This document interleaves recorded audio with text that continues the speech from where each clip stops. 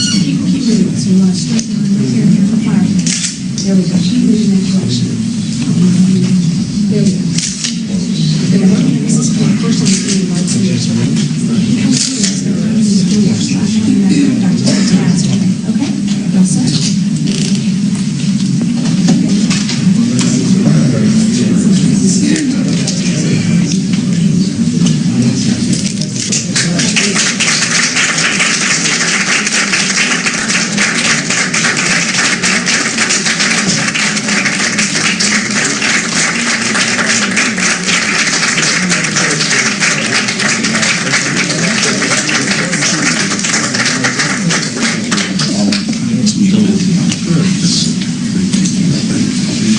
Please, be seated. And welcome to the White House. We're here today to honor a man who dedicated his life to the pursuit of a dream. In honoring one man's commitment, we're also rededicating ourselves to the fundamental principle behind that dream. That principle, which goes to the very essence of America, is simply this: that it is self-evident that all men are created equal and that they are endowed by their Creator with certain unalienable rights. Today, we still cherish these rights and values upon which our country was built and for which our forefathers gave their lives, for which Dr. Martin Luther King Jr. gave his life.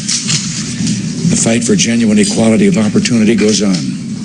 It still continues for many Americans today, yet let us not ignore the strides that have been made and the great strides that are being made toward ending discrimination and bigotry in our towns and communities, in our government, and most important, in our own hearts. And there are many reasons for hope. Advancements in employment and education should not escape our attention. Black employment has risen 26% during our expansion. That's more than twice the rate of the job gain of whites. The unemployment rate for black youths has declined dramatically. Great strides are being made in education as well. The publication we released last spring, Schools That Work, describes many schools that are doing a good job educating disadvantaged children. One shining example is the Garrison Elementary School in the South Bronx in New York City. The student population is half black and half Hispanic. The school lies in one of the poorest sections of New York. Yet for the past 5 years, Garrison has ranked in the top 12% of New York City schools in reading achievement. By the time they reach the 6th grade, nearly every student performs at or above grade level in both reading and math. You know, James Madison once said, "A well-instructed people alone can be permanently a free people."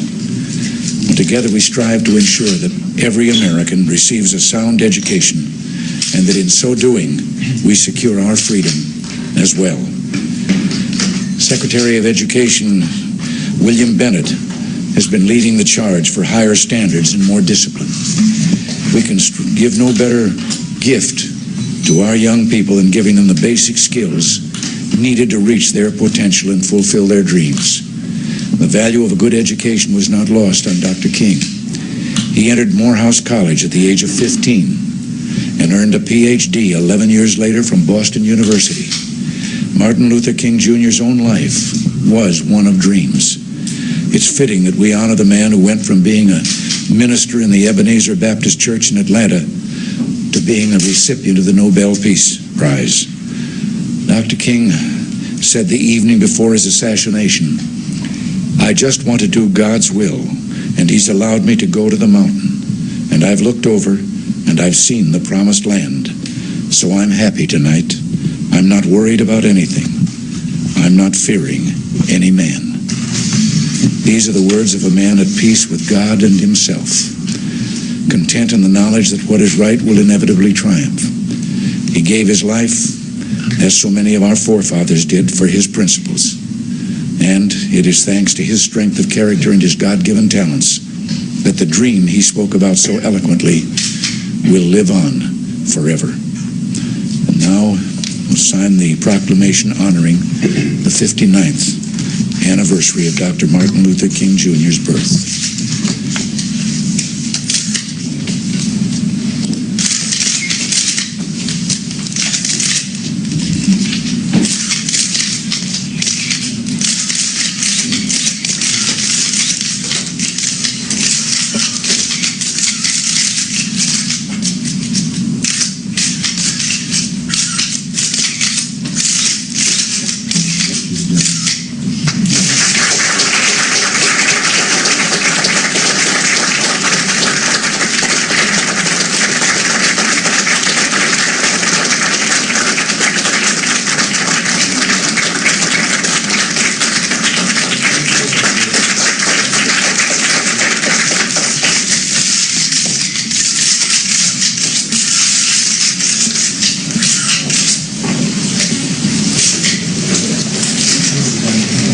I'd like to ask you to stay in place for about 5 minutes.